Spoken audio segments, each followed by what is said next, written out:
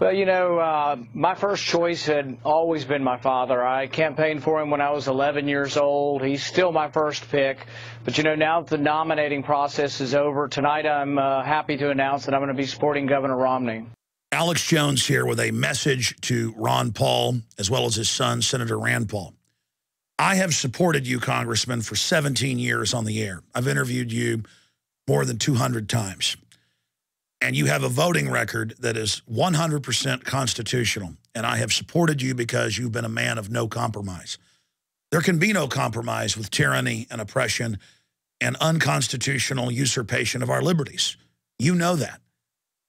And I watched the last few months in horror, knowing how the delegate process works, as your campaign encouraged your supporters to build up the biggest delegate count they could to supposedly take over the nomination.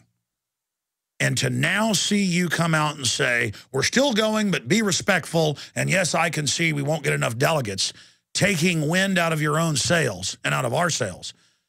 And at the same time, have your son, Senator Rand Paul, come out and with pleasure endorse Mitt Romney. It's painful to watch. What did you expect to happen from this? Well, you're very politically smart.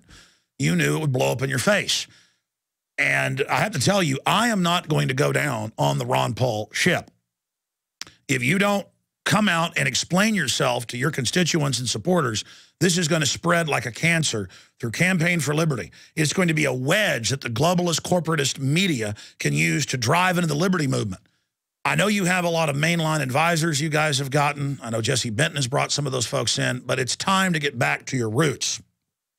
Victor Hugo said, no army can stop an idea whose time has come.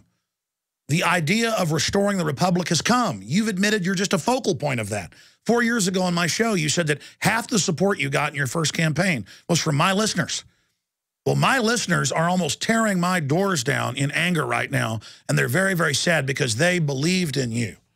And it is a compromise to go with politics 101, as I saw one commenter on Infowars.com. That, oh, you expand your base, you make alliances. You can't do it with Mitt Romney because he's been for carbon taxes, abortion, open borders, and helped write Obamacare. You ran campaign ads against him. Serial hypocrites and flip-floppers can't clean up the mess. I'm Ron Paul, and I approve this message. But only after supporters demanded it. It was clear you were playing nice with him and targeting Santorum during the campaign at the debates, but still, I ignored what my intuition and my political savvy told me. I understand the political idea of expediency and that you've got all this capital politically and that if you don't go try to influence Romney, it's all lost.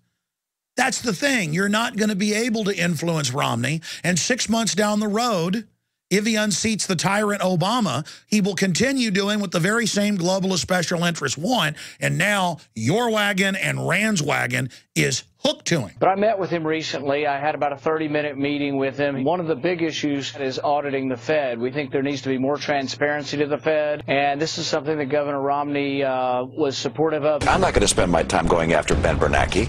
I'm not going to take my effort and focus on the Federal Reserve. It's important to have the Fed as an independent agency. I do not think you want to have the Congress of the United States trying to pull strings. Your supporters are intelligent. They're sophisticated compared to mainline Republicans and Democrats. And they understand that. So they're decoupling from you right now. Ron Paul, all the capital you created that you tried to gamble on getting your son on the VP ticket or yourself into the cabinet is blowing up in your face. You need to get ahead of this now. You don't have long. And come out and speak directly to your constituents, not in an email, but in a press conference for the world to see. Or your 30-plus years of fighting tyranny is going to be seriously damaged. We appreciate the work you've done, your great voting record, being anti-war, being anti-Federal Reserve, anti-globalist, standing up for national sovereignty, standing up against corporate welfare. We know you're a good man. We know Rand's a good man. But you guys have gotten so close to the Beltway, and you've had such success, you've been catapulted from being a man in the wilderness, Dr. No, to the forefront. You really won Iowa and Maine. You were winning, and the system cheated you so they could put Mitt Romney in, and now you're telling the delegates, go to Tampa and be respectful and concede to Romney. There's a major contradiction there. I had listeners hammering me to get behind this delegate operation. And I said, look, maybe Ron Paul knows something I don't, but he's not going to be able to use these delegates because even if he got close to a majority, they're going to point out that Romney won the majority of the states, and it's going to be spun as stealing an election.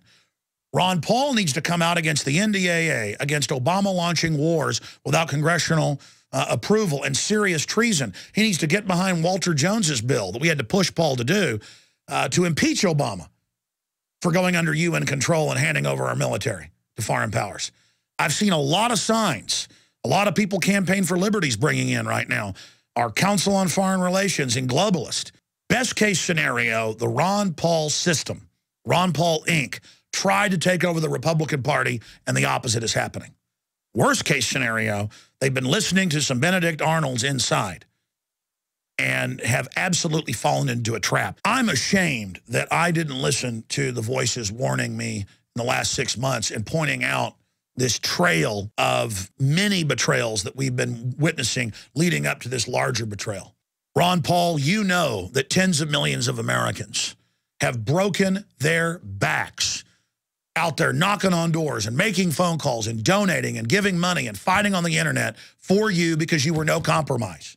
And now to engage in old-fashioned political merger with Romney and all the things he's done, even if you have a good reason for it, it's not going to sell with your constituents.